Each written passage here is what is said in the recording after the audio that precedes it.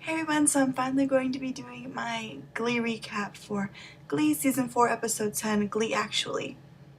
And I quite liked this episode because it felt more Christmassy than last season's Christmas episode. So I'm just going to do more of a rundown compared to what I usually do, more descriptive. It might still be long, but I won't be talking about as many things. So in the beginning we see Artie's dream. We see that what would happen if Glee Club never happened. Tina had her stutter still. Finn and Puck were still bullies. All the guys were still bullies. Even Mike Chang, like, oh no, not Mike. And Kurt was still being bullied. Who's Blaine? He didn't go to college because of all the bullying. He got pushed back a year. And Rachel didn't go and became the star, and she didn't have that confidence in herself, and she never went anywhere either. And that's really sad to think about, even Rachel. And we see Artie finally got a solo of Feliz Navidad. And so that was fun, even though I'm not a huge fan of the song, but I'm glad that Artie got a solo. And Quinn's did. And Rory came back as an angel, because his little angel self. But Quinn's dead. I didn't get that part, but whatever. They're just trying to tie in all the characters, I guess. I don't try to make it like depressing. But anyways, so then he woke up thinking, no, I don't want this to happen. I'd rather, be the way it was and have Glee Club rather than nothing, because Glee Club changed all their lives in the best way possible.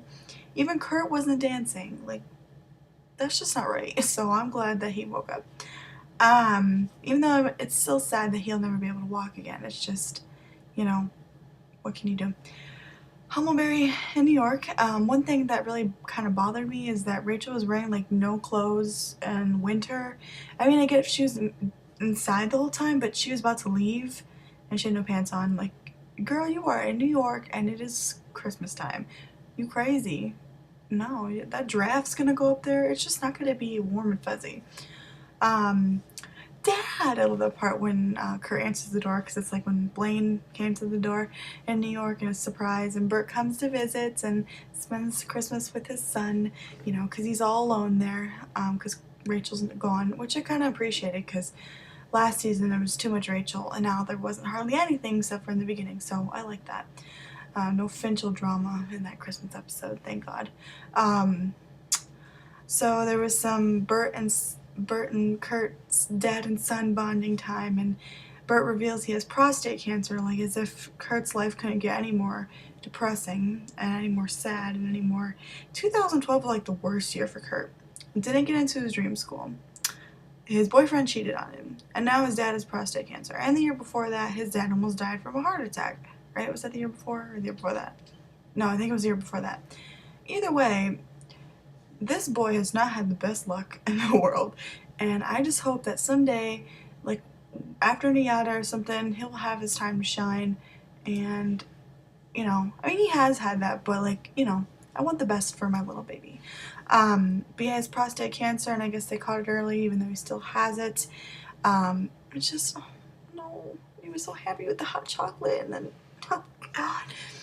And I just loved all their scenes together, Bert and Kurt. I think Mike O'Malley and Chris Colfer just have a really great dynamic together. It's very natural. It feels like not even just like son and father, but like as friends too. Wow, that piece is bugging the shit out of me. I'm sorry. Okay, whatever. So it was just awesome to see them in their regular element, like that scene where they're just relaxing at Kurt's apartment. It just felt so natural. Like, it was great to see that side of them. I just think that's great. I love those scenes with them too.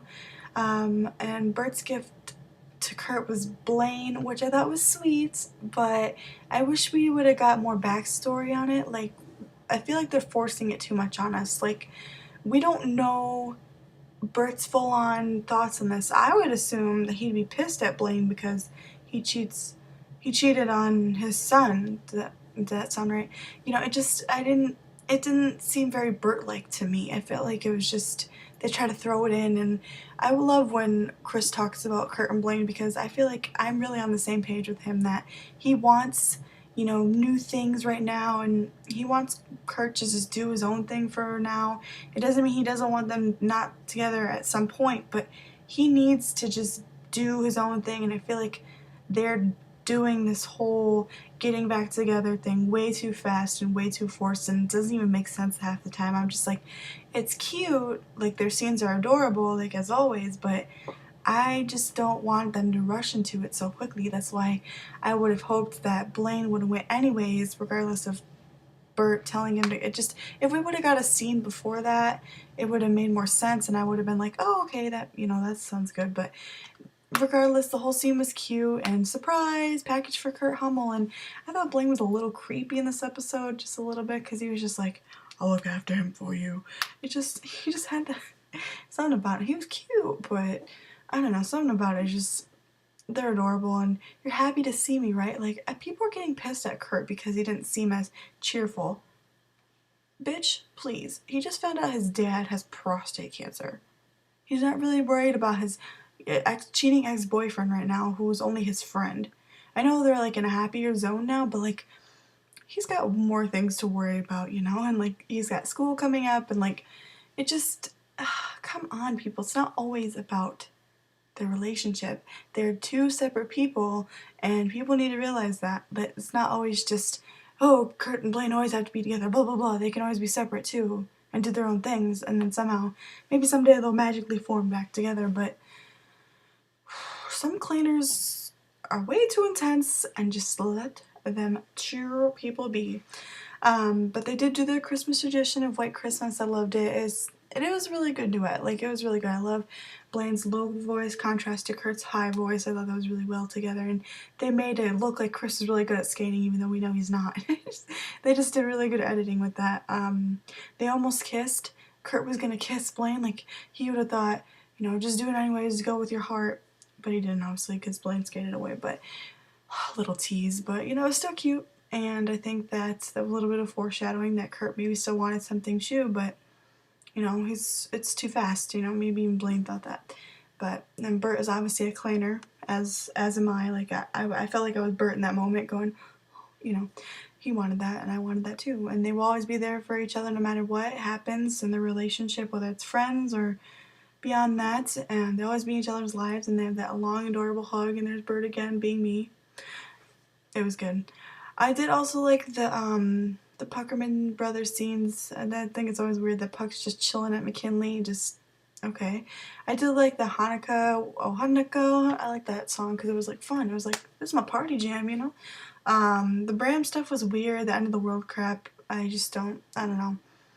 But then again, it's Brittany and Sam, they're always weird and dorky, but Jingle Bell Rock was alright. I do like the song, it's just, the performance was like, it was like forgetful. I didn't really remember much of it, but could have been more interesting, and they fucked to pass the time away. Eventually it was the 22nd. Oh, the world didn't end.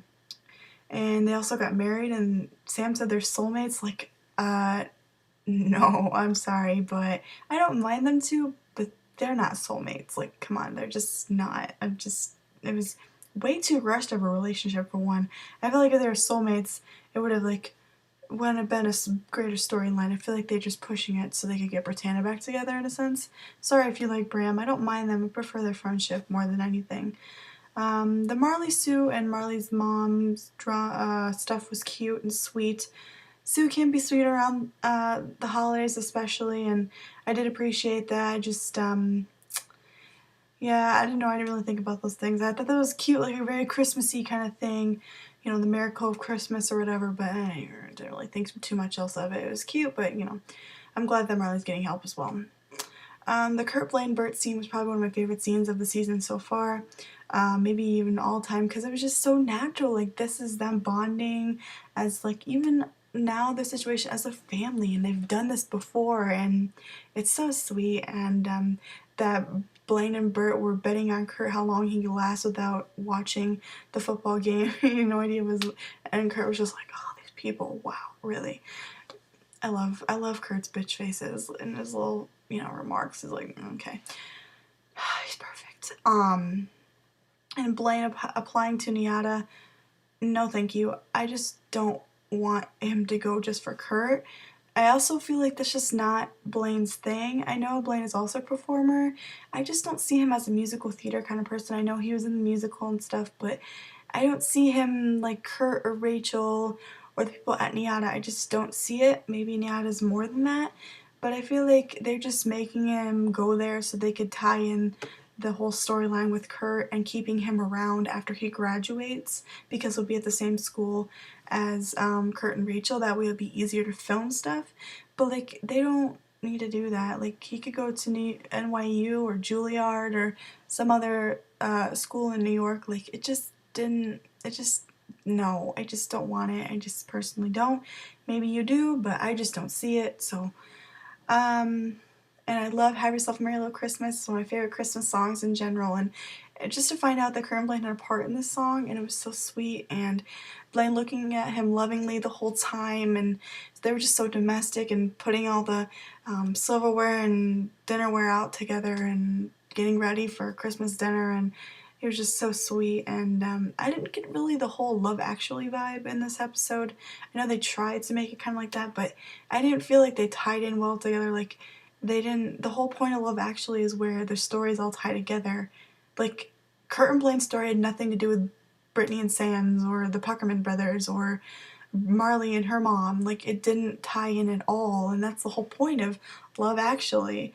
Like that's how all the stories came together as one. Or just you know what I mean. But like it didn't. So I don't know why they said it was called Glee actually when it was supposed to be like that. So you tried, but you did not succeed. So it wasn't my favorite Christmas episode, like I said, but it just definitely felt more Christmassy than last season because that was the whole, like, Christmas special on TV. But it was a sad Christmas, especially for Kurt. Just remember, he's going through a lot, and right now he doesn't need that romance, with Blaine. He doesn't need that drama. He needs a friend right now, The one thing that people will probably get confused when I say this is that the new love interest for Kurt in the next episode, I believe, Adam, and Glee comes back on the 24th of January. I am excited for this new love interest, although yeah, I do believe that Kurt needs to take some time off and do his own thing. I think it's great he's gonna have someone else around, whether it's just like a fuck buddy or like an actual romance. I think that Kurt deserves it, and maybe you don't multi-ship, and maybe you don't think that Kurt should date someone else or Blaine date someone else, but I do. Maybe not Blaine so much. Like, I hear that Blaine's gonna, like, have a crush on Sam, maybe. Maybe it's just like a, oh, he's hot kind of thing. I really hope so, because otherwise, that's the dumbest thing I've ever heard. You are here trying to get trying to get Kurt back so bad, and then you like somebody else. Like, I just really hope that's not the case with Blaine. So, yeah, I wouldn't mind if Kurt moved on because it's the situation, but if it was the other way around, I would be like, what? Also, Sadie Hawkins, I hope they go more into Blaine stuff. I haven't heard anything about that. And also, Naked People, let's hope that Kurt's naked. Get Kurt naked. That's my Tumblr URL, so follow me, and maybe we'll have some luck with that. So, we're praying for a shirtless Kurt. Probably won't happen, but we can believe. So, that is my recap. I don't know. I just felt like I didn't really want to do this recap because the holidays were coming around and blah blah blah, but it was a good episode nonetheless. I would give it maybe a 6 or 7 out of 10.